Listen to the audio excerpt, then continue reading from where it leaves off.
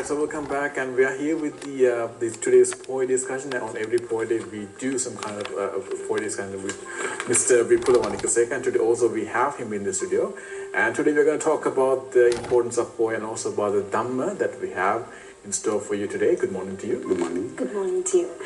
So, Mr. Vipula Wanigasekera, so we've been talking a lot about the different aspects of Buddhism during the past few days as well. So today I would like to ask you, let's initially highlight about the importance, the significance of the full moon Pohe day, how much it really makes an impact on the lives of the people.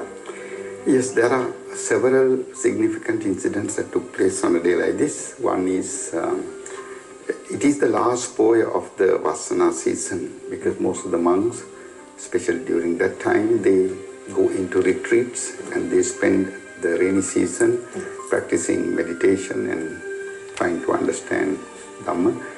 And eventually, when the season is over, the lay people, they reciprocate, they respect the efforts made by the monks, and some, of course, reach certain stages like Sotapanna, and it has now become a tradition. Every time the rainy season is over, these traditional, the religious, the festive thing is happening, and I think symbolically they are offering the Kathina Chivare, which is the robe that the monks are wearing. So that tradition has been practiced for over centuries now, and even today you can find. So that's one aspect. The other one is the announcement of the Maitri Bodhisattva, the next Buddha to appear in the world.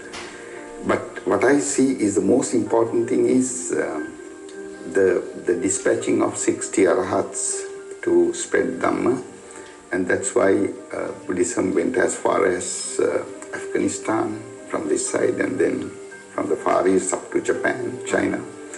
But there have been different versions like Mahayana, Vajrayana, and so on, but nevertheless the core message of the Buddhist philosophy has gone into various other countries through these efforts of the monks who were dispatched by the Lord Buddha. So that, I think, is the most significant thing, because today the Dhamma is preserved as a result of that effort. That's right. Yeah. Okay. Yes, indeed. So Dhamma, it doesn't matter where it's coming from, the ultimate meaning is the same, I would say. So to elaborate on that, Mr. Wanigasekera, could you let us know the true definition of Dhamma, because we see different people trying to define Dhamma in different ways. What is the true meaning of Dhamma in Dhamma's own way? Yes, there are different interpretations offered by scholars in their own way and the way they understand Dhamma, but I probably think the easiest way to know the difference between Dhamma and the Buddhist philosophy is probably Dhamma is the true nature of life and existence, and that is Dhamma. And Buddhist philosophy is the ways and means of understanding the true nature. Then the question arises, what is true nature? Isn't this the true nature? You are sitting here, I'm here, we are having a discussion. Or is something else going on? And I think the answer is the reason why people embark on this study to know the true nature. That is really triggered by factors such as suffering. Suffering is inevitable, irrespective of who you are and what you are. You still go through what they call suffering, which is a broad thing that encompasses stress, anxiety, and so on. And also inevitable suffering, which means that you're still subject to illnesses, and eventually you reach the death. So you can have everything that you are aspiring to have in this world, and you are still subject to this inevitable suffering, old age, sicknesses, and so on. And that is one reason why people are trying to investigate to see is there another way of looking at life and existence, or is this really true? And that's why Lord Buddha in one occasion has said, the wise who is able to see that this is nothing but an illusion escapes suffering. So then what did Lord Buddha mean by saying that what we are experiencing is an illusion. So Dhamma is a true nature of life and existence, perhaps not the way how it appears to be.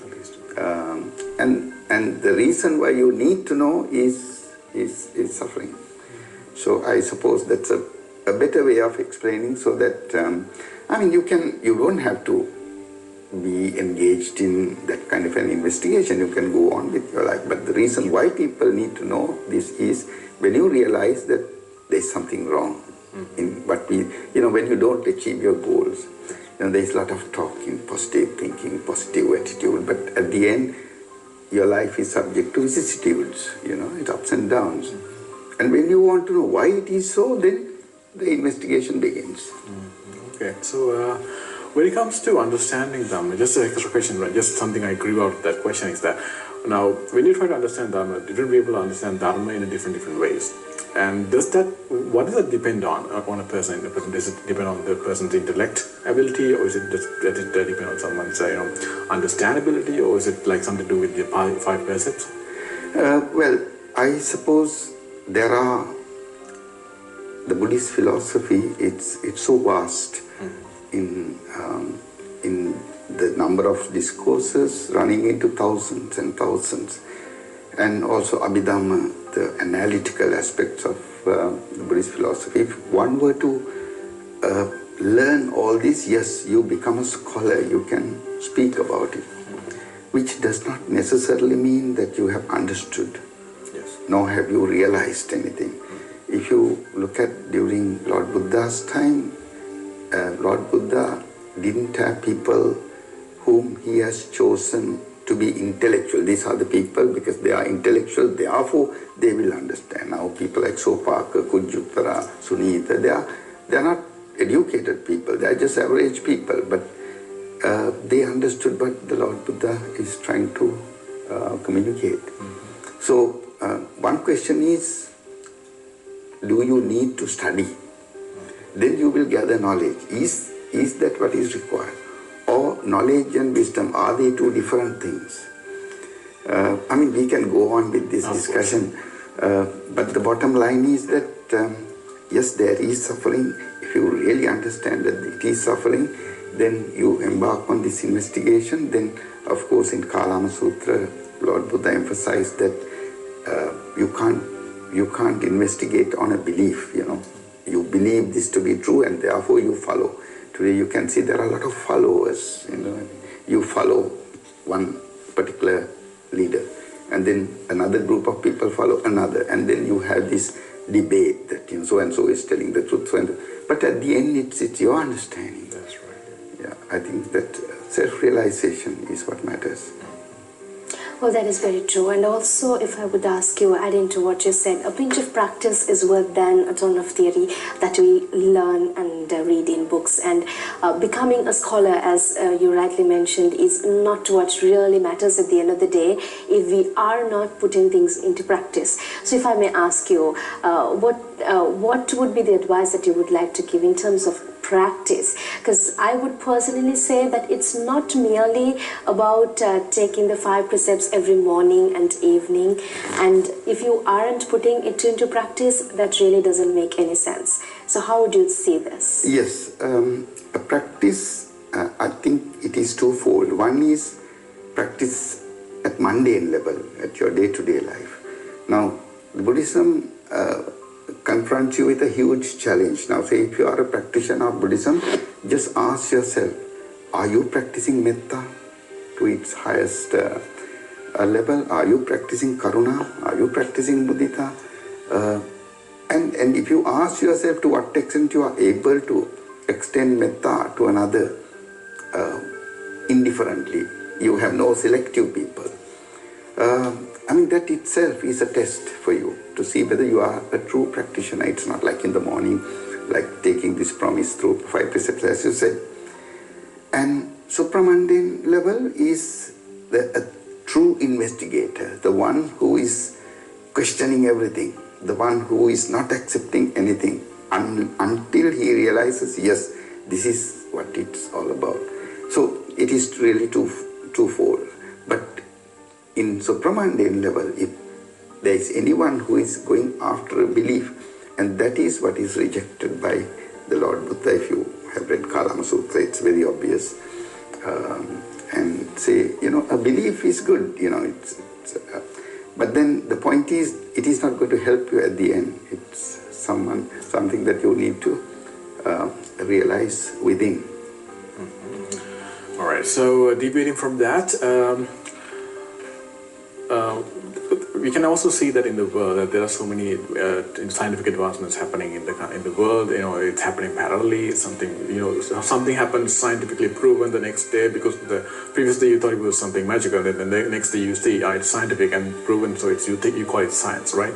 And then so these scientific advancements are happening, and they're happening parallelly. And also on the side we have the Dhamma, because it's the ultimate what we know as the teaching that we have in our mind. So knowing Dhamma, is it important to know Dhamma? And what's the importance of knowing Dhamma while we always also see the advancements of these scientific researchers or these investigations that are happening?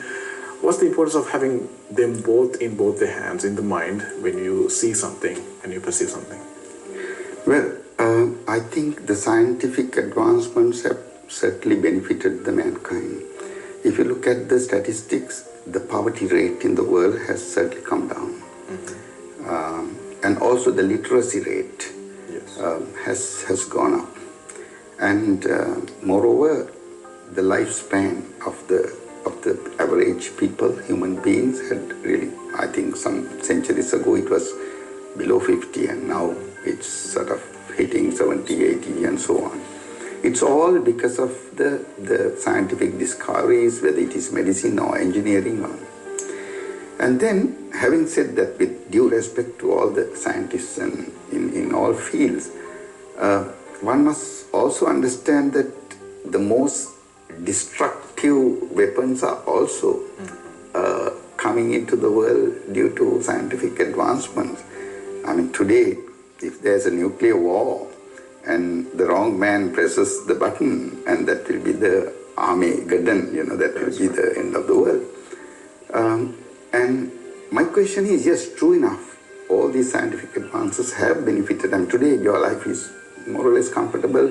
Average, the one who used to cycle miles and miles can have a motorcycle, and the one who was riding can drive a car, depending, of course, on your income and so on. So it has certainly benefited the world, but at the same time, you go back to what I said initially, the human suffering. And today we are now trying to handle situations, and there are a lot of counseling going on to deal with stress and anxiety, worries, fear, anger, and science has not really helped in that sense. How to be happy, to have inner peace. And that's one aspect. The other one is, I hope someday science will also discover where people can live for 500,000 years, which does not seem possible even at this stage. And the other one is the colossal amount of money, billions of dollars being spent on, to conquer the other planets. And I do not know to what extent. If you look at the Sutra given by Lord Buddha, these are not going to help you. You will find out a lot of things out there, but at the end, there is no end to it. If you look at the number of galaxies, I mean, now earlier they said there were 1 billion galaxies, and now they say there are 1 trillion galaxies. So where do you think you will find out all this? So that's the way to understand. But then the Buddhism advocates, okay, fine, you go with all this, but once in a way turn the attention to yourself as well. Anatta Lakkana Sutra, Ananda Sutra, find out who you are and what you are. So what you need to do is actually to conquer yourself rather than conquer the planets. Yes, and to know who you are and what you are. I think half the battle is won if you know the tendencies that you have, the things that you have acquired from the day you were born, whether they are good or bad. Yes, and I believe self-discovery is very important in terms of discovering anything in the world. And as you rightly mentioned, moving on now, you also spoke about fear and worry. Would like to ask you now, one important aspect is ignorance that really drives us in this samsaric journey.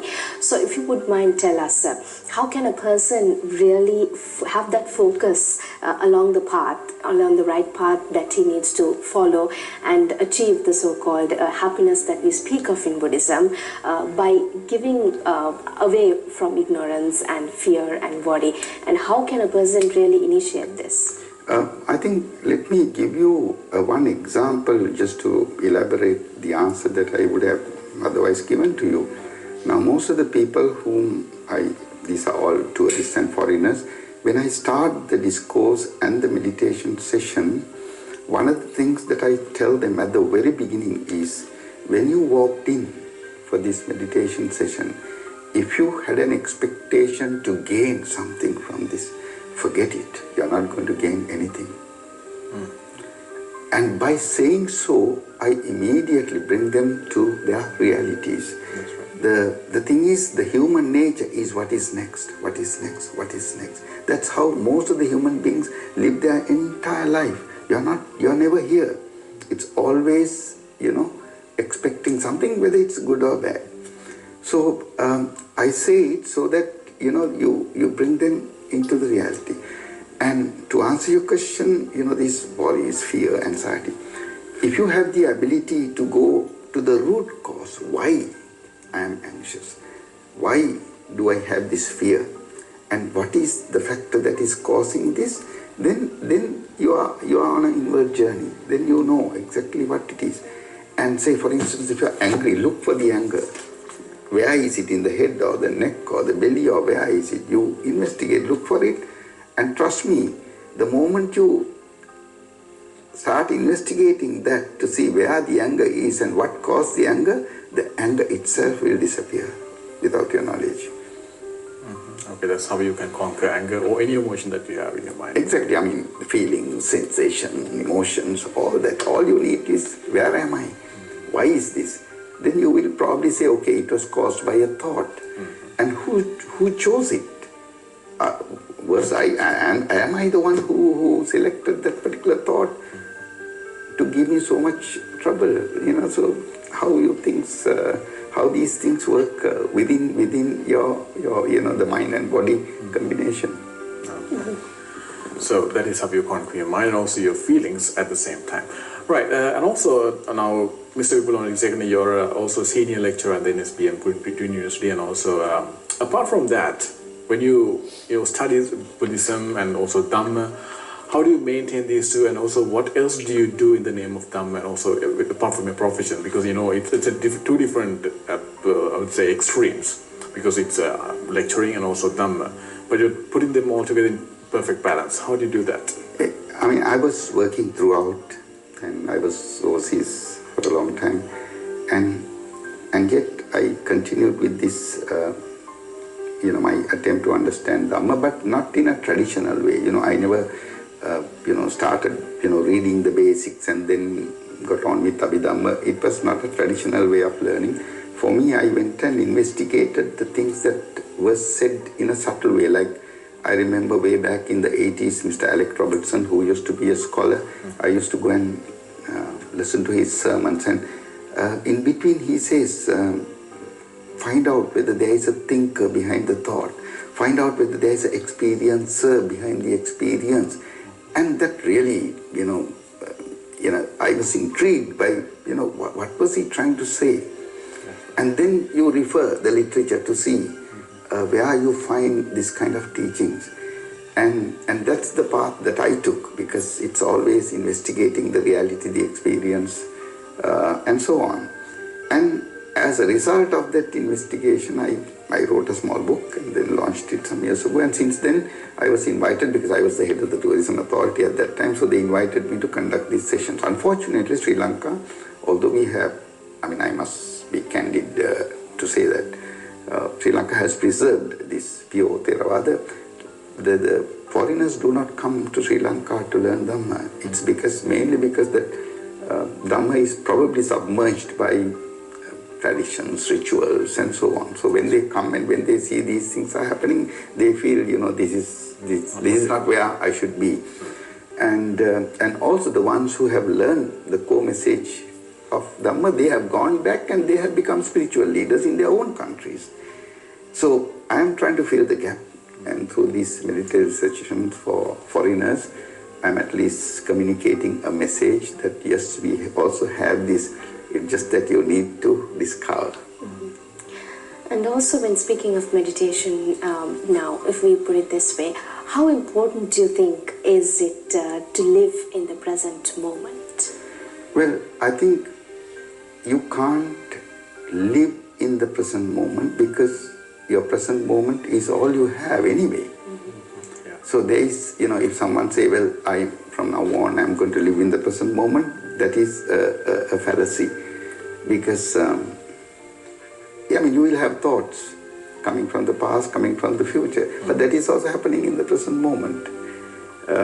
I think it's a long dialogue to explain what the present moment is, but if someone says, well, if you live in the present moment, you will do away with most of the things, but you are in the present moment. Yeah, you already are. And you don't have anything else other than the present moment. Even if you get into a time machine and press the button and land in 2020 somewhere, you're still landing in the now.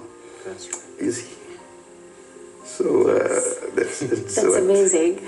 Thank you very much, Mr. Vipula, for being with us today and sharing your insights in terms of Dhamma and gifting us a great gift of Dhamma on this full moon Puhaya day. And with that, it's time to wrap up our program on Rise and Shine today, Varuna. Yes, Buddhima. So it was great being with you on a Friday morning, and also we wish you a peaceful and also a happy Puhaya day ahead.